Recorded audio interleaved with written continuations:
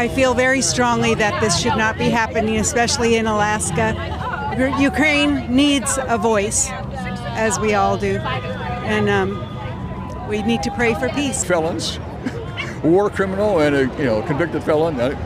Why are they coming here, embarrassing our state? And seeing today accusing Ukraine not being, tame, negotiable, whatever. Guys, welcome back to my channel, Iano Show. Hope you're good, hope you're fine. So guys, I just want to appreciate you, my subscribers, for your support and showing my channel. So guys, there is stories I want to bring you about Putin and Donald Trump meeting in Alaska. And we've seen that it has drawn a lot of reaction from the USA. Americans, people, citizens reacting on this story.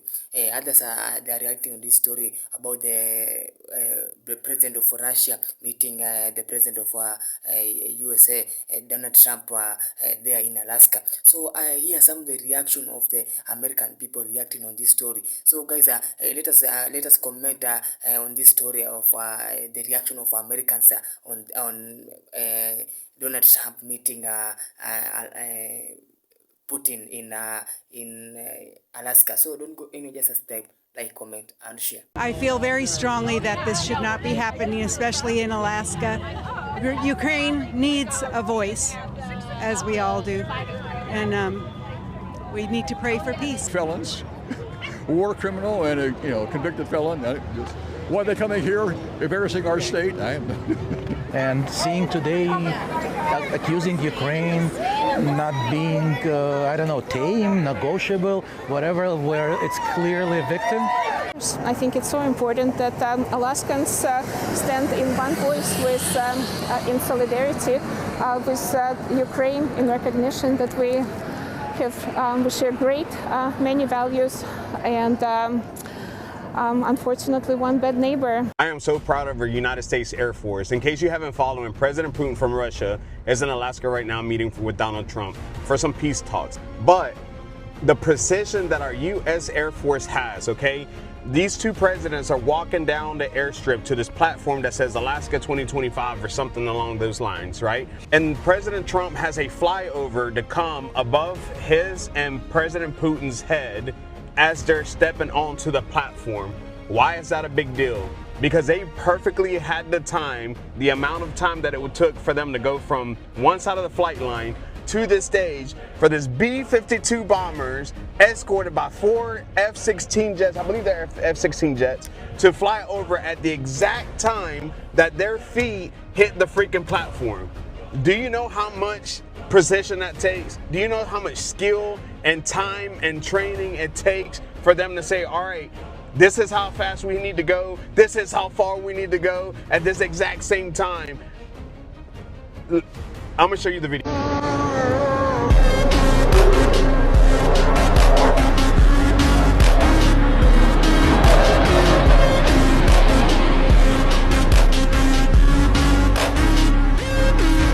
That right there is our fighting force. And y'all don't understand, like, this is the highest level of respect that we could have shown these two presidents as they were meeting for these peace talks. Those airplanes didn't just fly overhead for a show of force. They tipped their wings, and anybody that knows anything about the military has ever served, when they fly over you and they tip their wings to you, that is like an aerial salute. Like, that's, I see you, mad respects, like, y'all don't understand. Leave me a comment, let me know what you think. They're in Alaska, but did you notice? It was subtle, but I wonder, did you notice? President Trump does something that he did also with the Chinese leader. When Putin lands in Alaska, watch what Trump does. See if you notice. Here he is. Trump is walking from Air Force One. Putin is walking from his plane. Trump purposely gets to his spot first. What is he doing here? Why is this a power play? And do you notice it? Trump's standing there. He'll adjust a little bit. He'll wave a little bit. He'll do a little something. He'll clap a little bit. But see where he is. He is not moving. He is making the Russian president come to him. Again, it's something he did with the leader of China as well. He's making Putin come to him. You come to me if you want to have a conversation with me. You come to me if you want me to negotiate with you. Claps again a little bit. And there he is. Putin's going to come all the way down that long red carpet You have the handshake. Then Trump pulls the hand in. It's another thing. Pulls it right in. I mean, this is the bottom line. This is a power play. And when you watch that, you know exactly who's in charge. Did you notice it before I showed you? Make sure you share this. Make sure you like it. Give me your comment. And come. There's a secret behind Trump and Putin's Alaska meeting that has almost nothing to do with Ukraine and everything to do with a deal that could possibly change the world. Most people already know that Donald Trump and Vladimir Putin are about to have a private meeting in Alaska on Friday, August 15th, 2025. There's no Europe, there's no Ukraine, just the US and Russia. And that's got Europe and especially the UK absolutely freaking out. Why do you think that is? Well, because for more than 100 years, the British Empire and now the EU have feared one thing, that America and Russia might work together instead of fighting. Because when those two get along, they don't need Europe in the middle, do they? Now, according to Promethean Action, this meeting could be about way more than stopping the war in Ukraine. It could be the start of what they call a development deal of the century. Here's what that means. The Arctic is opening up. New shipping routes, energy fields, rare minerals. Whoever builds there first wins big. The US and Russia control most of that region anyway. If they agree to develop it together, ports, pipelines, trade routes, then they set the rules. And Europe, well, they get left outside. That's lost revenue, lost tax money, lost control. And that's why Europe isn't invited. So they say, the fewer the people in the room, the faster the deal. Trump and Putin don't want Brussels slowing it down with endless ego-driven debates by the actor leaders who have no real-life experience. Think about it. How can Putin or Trump, who both have decades of experience in life, business, and politics, even begin to take people like von der Leyen, Macron, or Callas even serious? They have done nothing of substance besides act for the cameras and follow their puppet master's rules. And it's time to end their game. Trump and Putin want to see if they can freeze the Ukraine fighting and start building. Why is Europe so nervous? 3 big reasons. 1, power. If the US and Russia set Arctic rules, Europe loses its gatekeeper role in global trade. 2, energy. New pipelines and shipping could bypass Europe's control over gas and oil. And number 3, politics. A thaw between the US and Russia would wreck the EU forever. Sanctions. Strategy and weaken the grip on the West. And the UK, well, this hits their old imperial nerves, doesn't it? Historically, London's strategy was to keep America and Russia apart so that Britain could always be the middleman in global trade and politics. An Alaska deal flips that script, and they know it. So what does it mean for America, though? It means more economic freedom. We can open new trade routes, access new resources, and cut out the middleman. It means more power. We become a builder again, not just a buyer. It means more autonomy. We can make deals that put our workers, our businesses, and our security first without the strings of the EU, NATO, bureaucracy, or the old global order. Here's the bottom line. If this meeting works and America can get along with Russia where it makes sense, then we might finally be our own boss again. That's why Alaska matters. And that's why the old guard is so damn scared. This is getting good, isn't it? Join me on Patreon for more. Fareed, thanks for joining us. So President Trump called the meeting extremely productive. He definitely tried to put a positive spin on, let's be frank, he was trying to bring peace and end a war. I mean, there's nothing wrong about his goal, but it does appear that there really wasn't anything concrete achieved. No ceasefire, no sanctions relief or sanctions imposed. We don't really know where we are other than Putin got himself a summit in Alaska. What do you make of what we just saw? Yeah, I think you have it right, Jake. Look, the atmospherics of the entire summit was somewhat cringeworthy. The fact that Putin was being welcomed on American soil, the fact that Trump gave him literally a red carpet treatment, the kind he has rarely given to any, Democratic ally of the United States. You can tell that Trump thinks Putin is an equal, is this big shot on the world stage, and he's been treated by the rest of the West as a kind of pariah. I mean, he can't go to Europe because he'd be arrested. And so there was a lot of the atmospherics that were cringeworthy. But I will say, on the most important thing, at least for me, it was positive that there was no deal. I think everyone was worried that there was going to be a deal in which Trump was going to make major concessions. I don't think anyone thought Putin was going to make any concessions. The fear was that Donald Trump was going to cave in various ways, sell out Ukraine, sell out the Europeans, and he didn't do that. And so I think, I'm at least relieved. Now, when you watch it, what you saw was Putin had clearly decided his strategy was he was going to make no substantive concessions of any kind, but he was going to really amp up the flattery of Trump. So he says if Trump had been president, there would have been no war, which is easy for him to say now. Trump should get the Nobel Prize. He's amazing. All that, is cheap and easy rhetoric for Putin, but he laid that on thick. But at the end of the day, he made no concessions. So Trump comes back empty-handed, but, in a way, better to come back empty-handed than to have given away, a quarter of Ukraine. Right, and I'm sure that there are a lot of people breathing easy in Ukraine because of that. I wonder if you think, with no apparent concrete progress at the summit, at least none that was announced, is there an upside for President Trump? I mean, he can say he tried for peace, and that's not nothing, but there's also the flip side of that, which is Putin might leave here bolstered, both domestically and on the international stage, no? President Trump and President Putin just left the stage here behind me in Anchorage, taking no questions from reporters, as President Trump made clear no deal had been reached between the two leaders. Certainly not the deal that he came here to get, which was a ceasefire on Russia's war in Ukraine. The president and President Putin both spoke warmly of one another, with Putin noting that relations between the United States and Russia before this had been the lowest that they had been since the Cold War. But despite that happening, and despite an invitation from Putin at the end to have Trump come to Moscow next time, something Trump himself seemed skeptical of, one thing was clear, is that they did not come to an agreement on even a starting point, a ceasefire in this war.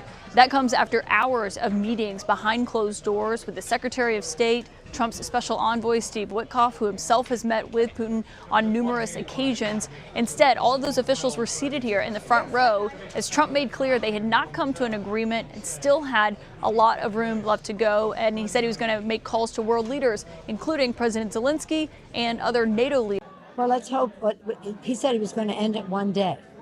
He hasn't done that. But again, we want the people of Ukraine, we commend them for fighting for democracy, and in fighting for their democracy, they're fighting for ours as well. They are fighting for democracy writ large. It's taken a long time, and he said he was going to do it in one day. It's been, 100, whatever, how many days? He hasn't done it yet. I'm disappointed that he has not continued the military assistance, because that has been a problem for the Ukrainians. But I wish him well on that. I don't trust Putin at all. I don't know what Putin has on the president, that he coming to Alaska. They shouldn't be going to Alaska.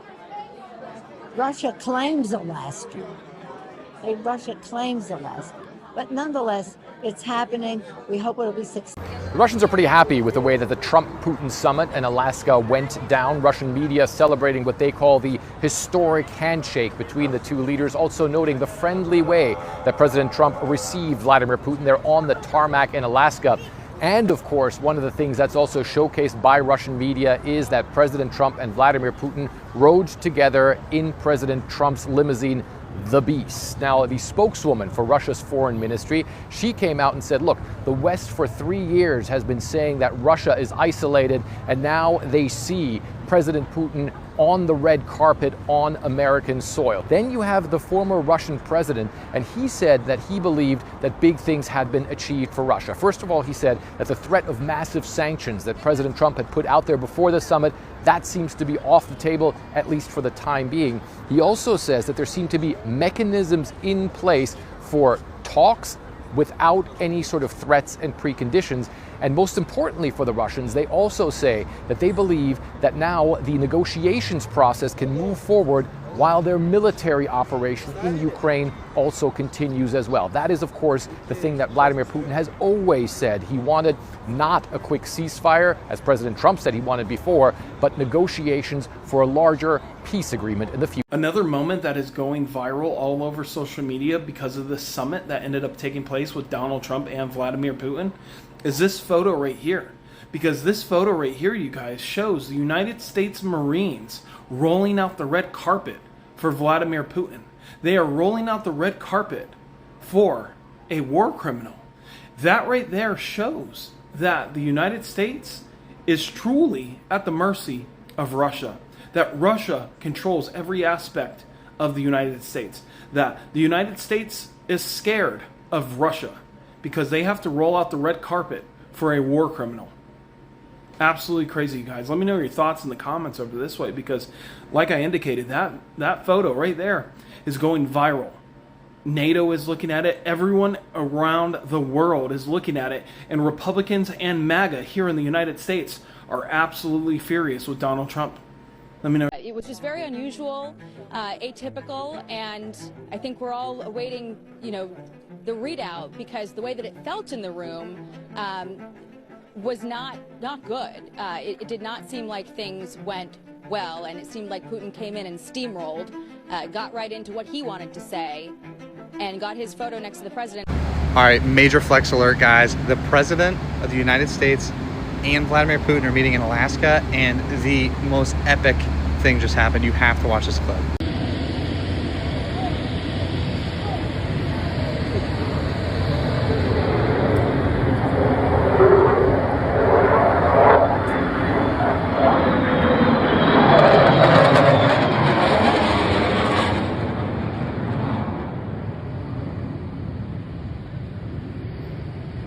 Listen to me very carefully. This is my prediction post. This didn't actually really happen yet, but this is what I predict. Breaking news just coming in. Vladimir Putin has absolutely acquiesced to Donald Trump and said, no more war, it's finished, it's over, we want peace with Ukraine. As this morning, Vladimir Putin showed up to a WW2 memorial, just absolutely showing respect to the partnership of the United States of America and Russia when they worked together, collaborated together to end the war and beat the Germans out of there. Also, Hillary Clinton comes up and all of a sudden, Donald Trump's new best friend, Hillary Clinton, comes on and says, oh my God, if Donald Trump completes the mission today of showing peace between Russia and Ukraine, I personally, you can't make this shit up, I'll personally vote for him for the Nobel Peace Prize. Midnight, I am out. 1, 2, 3. Woo! Trump just met Putin on the tarmac in Anchorage, Alaska. Watch Putin's reaction to a question by the press.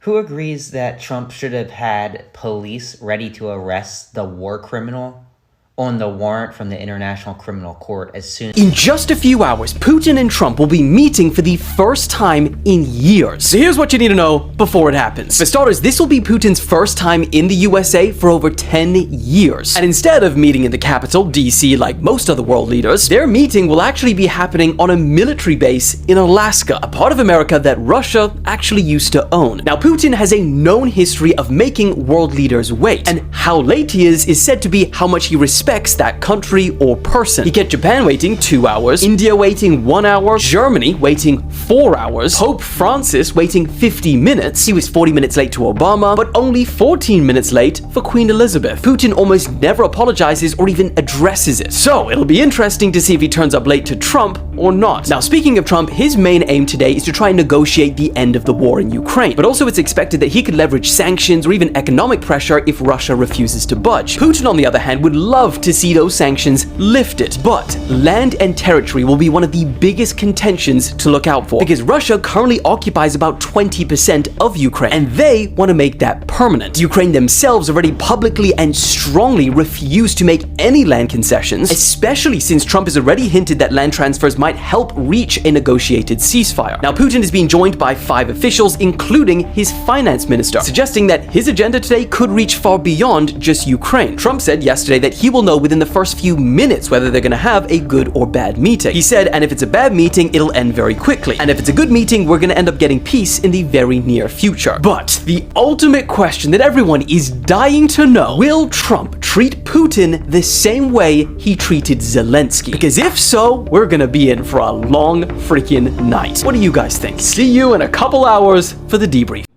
8 pages of government documents were found yesterday in a hotel printer in Alaska. I'm Kiara Eisner. I'm the reporter who investigated this story, and I am going to go through each of those 8 documents with you and show you the most interesting parts. All right, so first things first, this is page number 1. Down at the bottom, you can see it was produced by the Office of the Chief of Protocol.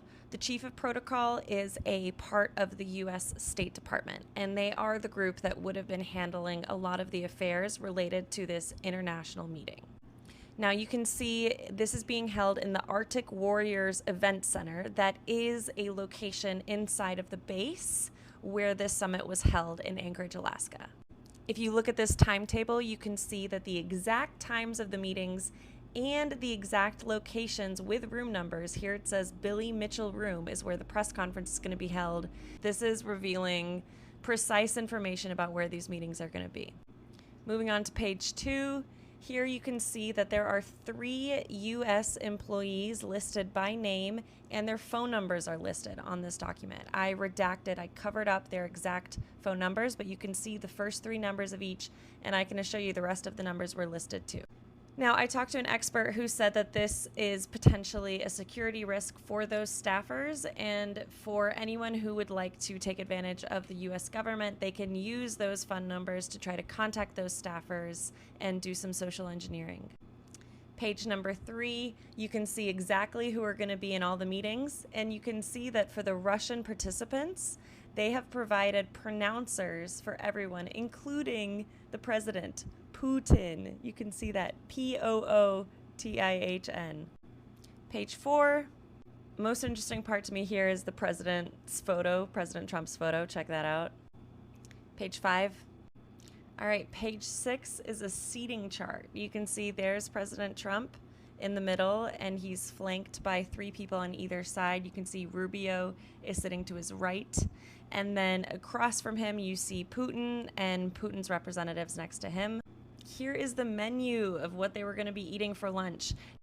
This is a 3-course menu. It's a pretty simple menu. You see the first course is just going to be a green salad. There's going to be some sourdough bread. Main course, filet mignon or halibut Olympia. The next page I'm going to show you shows you that it was actually both steak and halibut. Well, it was neither, but I'll explain that later. They're going to have some sides of buttery whipped potatoes, roasted asparagus, and the dessert is creme brulee. I should note that creme brulee is spelt incorrectly here. All right, the final page. This shows that the luncheon was held, quote, in honor of Excellency Vladimir Putin. And this just restates in curly letters what you saw in the previous menu, except this time it does say that steak and fish are going to be served, and now creme brulee has been spell checked and now is spelled correctly. It seems like they actually skipped lunch, so they didn't have this menu, but the documents show that this is what was planned. Drop some thoughts in the comments. I'll try to answer as many questions as I have. What the hell is going on with Trump and Putin and this whole thing about visiting in Alaska and laying a red carpet like Putin is a celebrity for some reason? What is this, North Korean visit or something? It's ridiculous. By the way, this is your Ukrainian friend. Follow me for more and check out the links in bio if you want to donate to drones to help Ukrainian army, to air defense systems, or if you want to support my work, donate to PayPal or Venmo. So basically, Putin landed and got like a red carpet welcome, like he was, you know, just like a world leader, normal sort of guy who's bringing peace and not the criminal and the terrorist that he is, which is ridiculous. And it kind of hurts that Trump did that. Like, why?